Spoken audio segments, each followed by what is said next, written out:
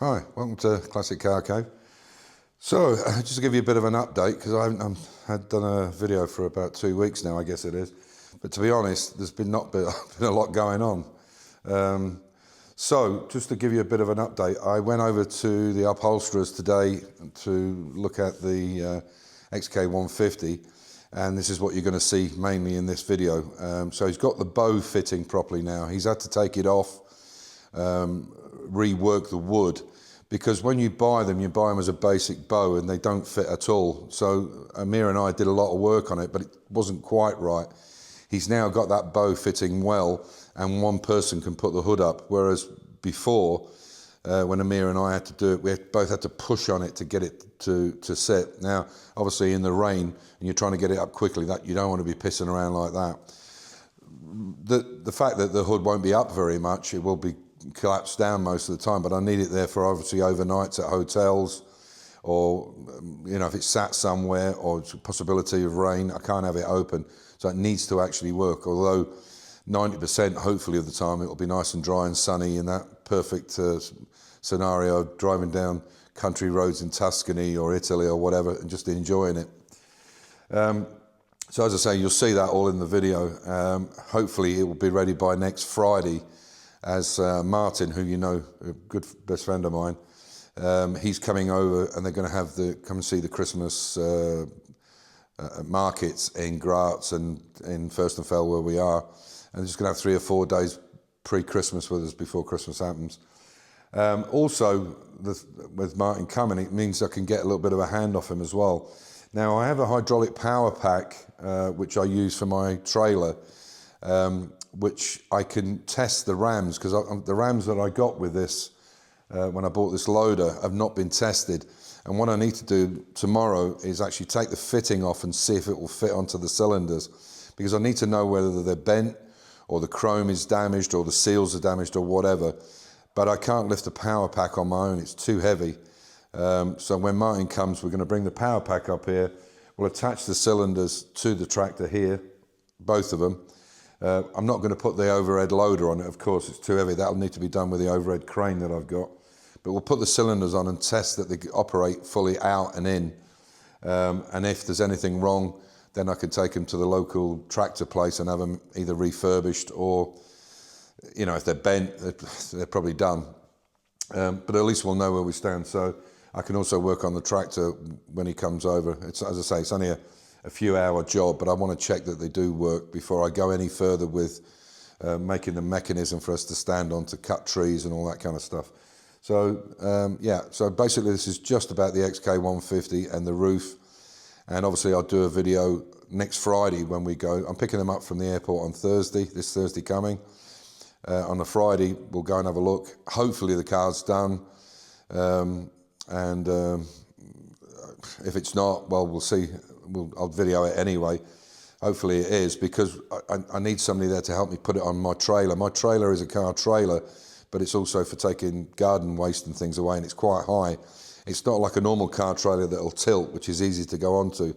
So I'm always a bit iffy, because it's so high off the ground, about doing it on my own. I'd rather have somebody spotting for me. Anyway, I hope you enjoy the video, and this is where we are with the car, and I'll give you an update with the other stuff next week.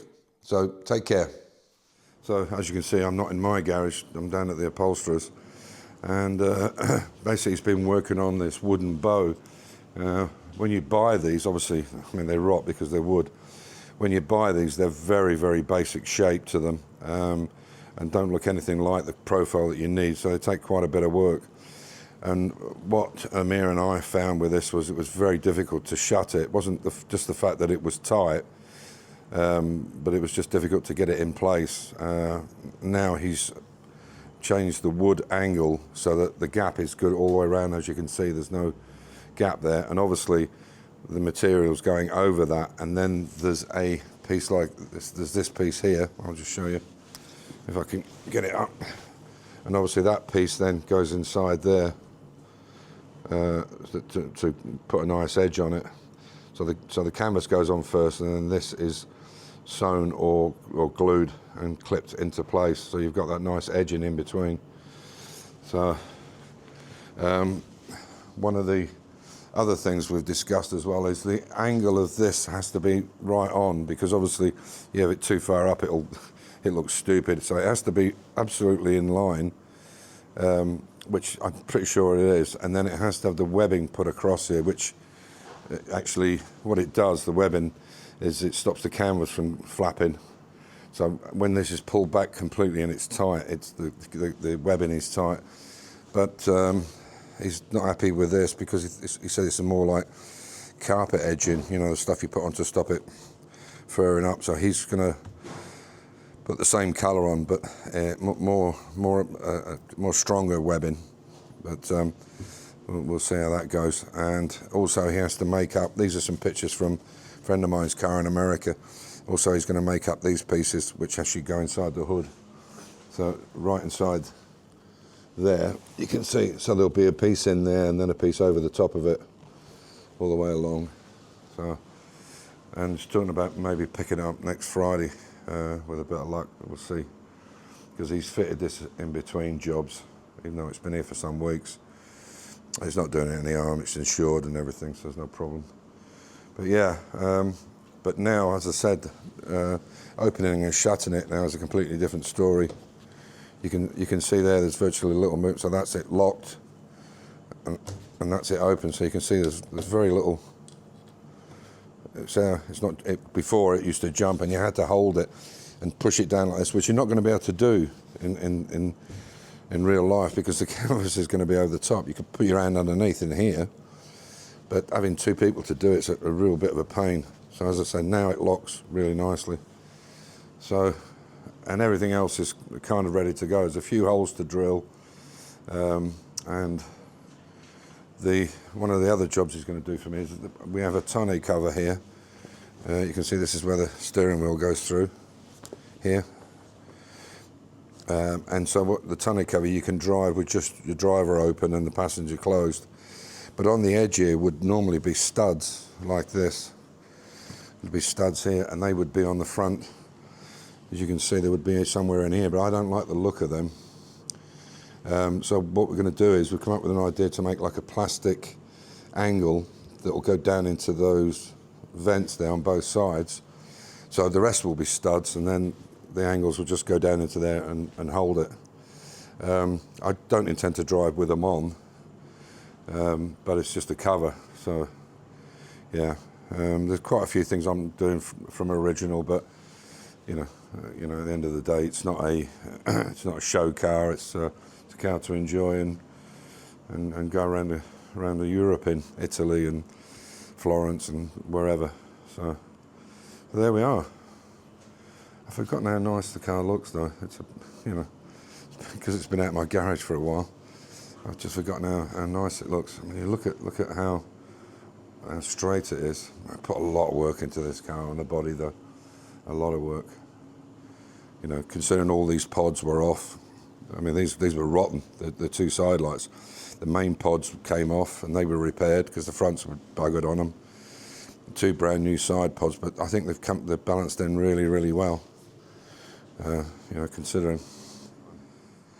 But there we are. So, yeah. And I say I need to get it back and put it on the ramp and just double check everything before it goes away.